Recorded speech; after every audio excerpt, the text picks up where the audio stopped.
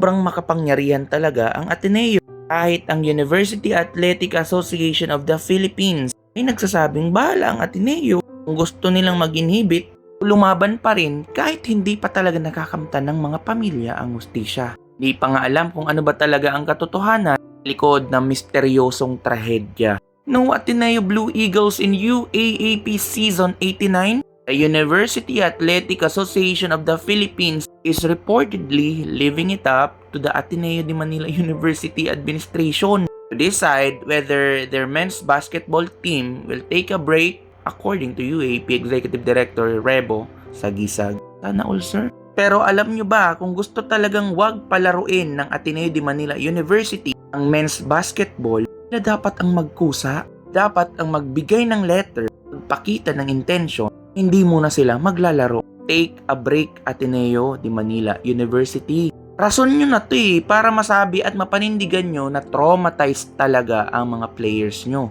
Magandang rason yun. Sa naman ilalaban nyo pa talaga ang rasunan nyo, laban na to dapat maipanalo namin. Bakit? Laban namin to. Laban ng brothers namin. Gamit na gamit nyo ang brotherhood. Hindi nyo naman naipakita. Kailangan na kailangan ang tulong nyo. Mali pa yung kwento. Iba-iba. Parang dinidikdik nyo si Tab Baldwin at si Angel Librero. To be fair, may legal daw kasing proseso o due process na sinusunod bago sila tuluyang matanggal o maalis, hindi makapaglaro sa UAAP this coming season 89. Itinatawag na aksyong preemptive. Kasalukuyang ban ng UAAP ay nakatutok sa mga miyembro ng coaching staff na nandoon sa insidente bilang pag-iingat habang gumugulong ang investigasyon. Hindi namang idamay na lahat, di ba? Pero ito talaga, explanation kasi yan dyan.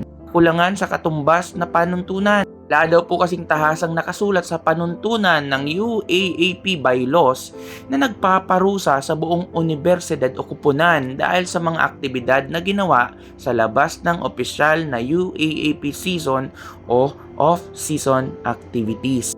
Magaling. Makapangyarihan. Ito na ang isa sa pinaka-importanting bagay na dapat nating malaman. Karapatan ng paaralan, sana all. Ayon sa pamunuan ng UAAP, ang pag-atras o pagliban sa darating na season or leave of absence ay nakadepende sa voluntaryong desisyon o prerogatiba ng mismong Ateneo de Manila University habang pinag-aaralan pa nila ang sitwasyon. Prerogative nyo yan. Nasa sa inyo kung magpapatuloy kayo. Pakita nyo yung sinasabing legal, education, moral, spiritual na delikadesa. Kayong sumali muna. Pahinga muna kayo. Ba yung mga players nyo ay biktima? Na kayo magbigay ng laro para dun sa mga namayapa? Ulong na kayo sa investigasyon para matapos na. Baka napasobra. Itin natin, wala po akong karapatan. Wala po kaming karapatang sabihan kayo ng gusto nyo. Dahil ang desisyon na ito ay magmumula dapat sa inyo at sa inyo lamang. Mo.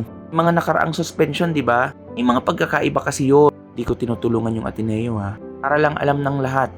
Baka magalit kayo sa UAAP. Anyway, marami ang mga nagtatanong kung bakit ang ibang paaralan dati ay nasuspinde at ang buong athletic program tulad ng DLSU noong 2006 and Adamson noong 1994. Tila ba yung Ateneo ay hindi pa? Ay malaking pagkakaiba sa teknikalidad ng mga kasong ito. Adamson noong 1994, ang sanhi ng suspension nila dahil gumamit sila ng hindi kwalipikadong manlalaro. Bakit buong paaralan ang naapektuhan? Naglabag po kasi ito sa direktang panuntunan ng UAAP tournament eligibility. Next po ang Lasal noong 2006. Sanhi ng suspension, lihim na paglalaro ng dalawang ineligible na mga players sa basketball.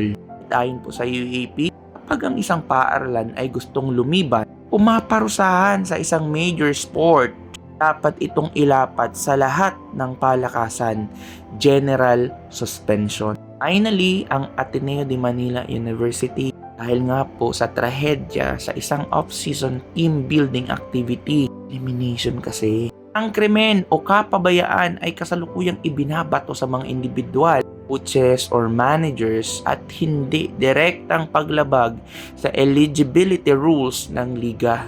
Kaya sa sitwasyon nila, sila dapat yung magkukusa. Pakita nyo yung espiritu ng delikadesa. Sobrang makapangyarihan ng Ateneo. dahil sa permanent membership na konsepto. Sustainabling samahan, ang Ateneo ay founding member ng UAAP noong 1978 matapos umalis sa NCAA. Ang pagiging miyembro ay hindi parang kontrata sa trabaho na pwedeng basta na lang kansilahin ng Board of Trustees nang walang mabigat at malinaw na paglabag sa mismong konstitusyon ng liga. Hindi magpapatalo ang institusyon versus individual. Ito ng korporasyon ng UAAP, ang universidad, ang Ateneo, ay magkaiba sa mga empleyado nito or coaching staff. Ang pagtanggal sa universidad ay makakaapekto rin sa daan-daang inosenteng student athletes sa ibang sports tulad ng volleyball, swimming, football at iba pa. Wala namang kinalaman sa basketball team. Again, if gusto nila, mismo galing sa kanila, huwag mo nang isabak ang men's basketball. Yo Ateneo, mo ang magkusa. Yo ang mag-submit ng letter sa UAAP. Bottom line, bagamat mukhang may proteksyon ang Ateneo, ang usapin ay kasalukuyan ng hinahawakan ng mga ahensya ng gobyerno tulad ng DILG at Department of Justice para sa mga reklamong kriminal tulad ng paglabag sa Anti-Hazing Act o Reckless Imprudence. Huli, ang hustisya ay dinadaan sa batas ng Pilipinas at hindi lamang sa sports league. Pero may kusa kayo? May puso naman kayo, di ba Admo? Meron ba? Again, sa sitwasyon po ng Ateneo de Manila University, lang dapat ang magdesisyon kung papasalihin nyo pa ba ang men's basketball para makapagpahinga sila dahil nga traumatized sila dahil sa traumatic tragedy na na-experience nila. Dahil nga sobrang ang labo ng kwento, di din naman sila nagsapubliko ng kanilang istorya galing sa kanila mismo para malinawan ang lahat na concerned kahit hindi concerned na Pilipino. Dapat ialay nila itong UAAP season na to, pamilya.